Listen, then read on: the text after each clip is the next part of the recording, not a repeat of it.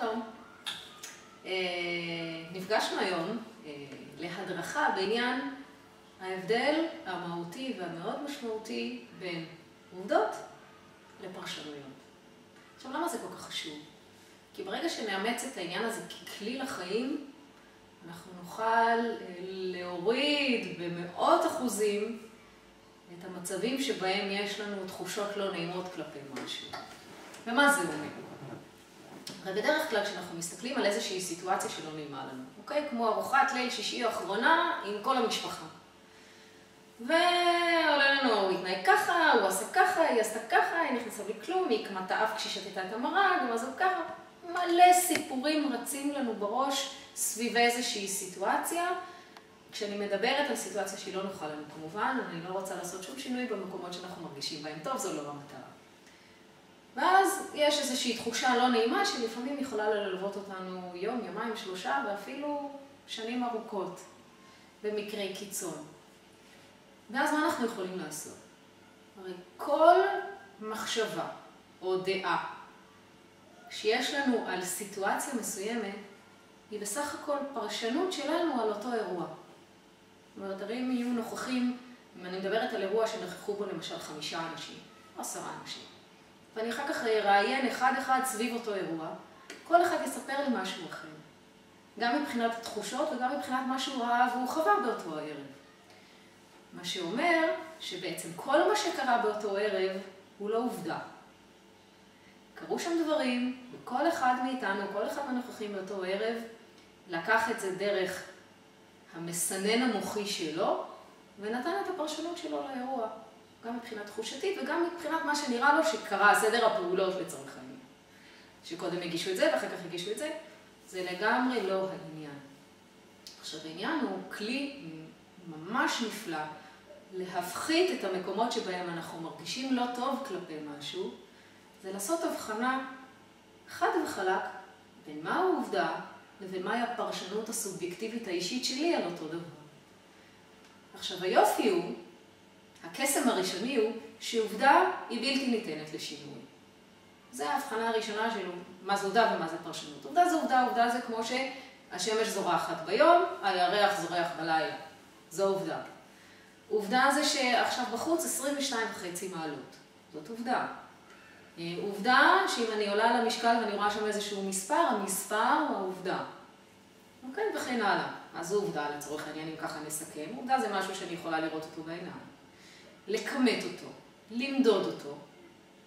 אוקיי? זה משהו שאני יכולה ממש לראות אותו בעיניים שלי ולתת לו מספר. גובה למשל. 1.60 מטר עובדה. הפרשנויות מגיעות אחר כך. האם 1.62 מטר זה גבוה או נמוך? זו פרשנות. האם משקל 60 על המשקל זה שמן או רזה? זה כבר פרשנות. האם 22 מעלות בחוץ קר או חם? זה כבר פרשנות. וכל אחד, אנחנו ניקח 10 אנשים, כל אחד יגיד משהו אחר, דעה אחרת סביב אותה עובדה. על הכיפה. עובדה זה משהו, זה מה שהרבה אנשים נוטים לקרוא לזה המציאות, או האמת. אנחנו עכשיו נוריד את המילים מציאות ואמת, ונקרא לזה רק בשם הקר הזה, עובדה. אוקיי? מצוין. עכשיו לעניין הפרשנות. כל דבר אחר שהוא לא עובדה, שמעלה רגש כלשהו, זה כבר פרשנות. אם עולה ברגש על משהו, זה סימן שכבר הכנסתי את הפרשנות האובייקטיבית שלי לתוכו. היופי פה, שפרשנות אפשר לשנות.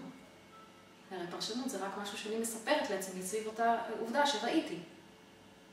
כמו למשל, כשאני קמה בבוקר ואני רואה את השעה 6:30, זה שעכשיו 6:30 זה עובדה.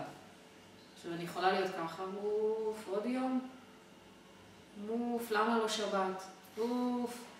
כבר הכנס איזו פרשנות שלילית לגבי השעה. מה שמן הסתם כבר קובע את התחושה שלי לאורך כל היום. אני יכולה בדרך כלשהי להסתכל על אותה שעה, או בן אדם אחר יסתכל על אותה שעה ויגיד, 6:30, איזה יום נפלא הולך להיות לי היום. וזה קובע את ה-state of mind, את ההוויה של אותו רגע, ומן הסתם את ההוויה לאורך כל היום. עכשיו, לא תמיד קל לשנות פרשנות, אני אשקר אם אני אומר שזה משהו קל, אוקיי? אבל לפחות אנחנו יודעים שזה פטנט וזה קיים וזה אפשרי, כי תחושה, מחשבה, מסקנה שאני מגיעה אליה כתוצאה מהתבוננות על עובדות, זה רק פרשנות, וזאת לא האמת, וזאת לא המציאות, זה משהו שמוחי הקודח, הייחודי אגב, נותן לאותה סיטואציה. עכשיו, מספיק שאני אשאל את עצמי, אם היה פה בן אדם אחר, אם בעלי היה פה, אמא שלי, אחותי, הבת שלי, היו באותה סיטואציה, מה הם היו חושבים עליה? מספיק שאני מגלה שבן אדם אחד היה מגיע למסקנה אחרת או לפרשנות אחרת על אותו אירוע, סימן שיש יותר מאשר פרשנות אחת לאותו אירוע, וכל מה שאני צריכה לעשות זה פשוט לאמץ אותה. יש דרכים רבות לעשות את זה, אבל כרגע אנחנו נותנים רק את הצעד הראשוני, של לעשות הבחנה חדה, חד משמעית, בין מה אני יכולה לשנות ומה לא. עובדות בלתי ניתנות לשינוי. פרשנות כן. אז עכשיו אני מזמינה אותך ואותכם להשתעשע עם הרעיון הזה, ולבדוק במקומות שבהם התחושה שלי לא נעימה כלפי משהו, האם יש שם פרשנות שלי, האם הפרשנות שלי היא זו שגורמת לתחושה הלא טובה, והאם יש לי דרך לשנות את הפרשנות הזו. ואם כן, איזה פרשנות אחרת הייתי בוחרת שתשנה לי את התחושה.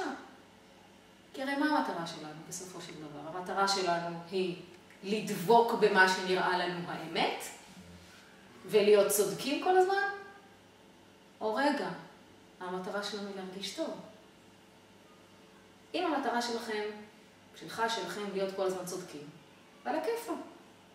אל תתלוננו שאתם מרגישים לא בסדר עם זה.